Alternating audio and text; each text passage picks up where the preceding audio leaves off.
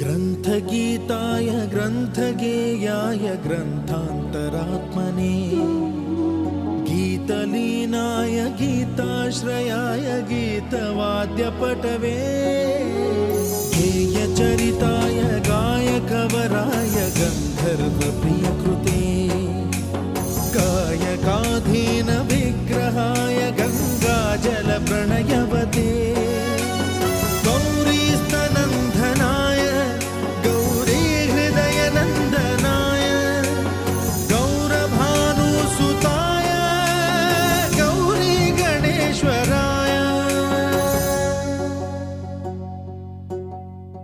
गौरीप्रणयाय गौरीप्रवणाय गौरभावाय धीमहि गोसहस्राय गोवर्धनाय गोपगोपाय धीमहि।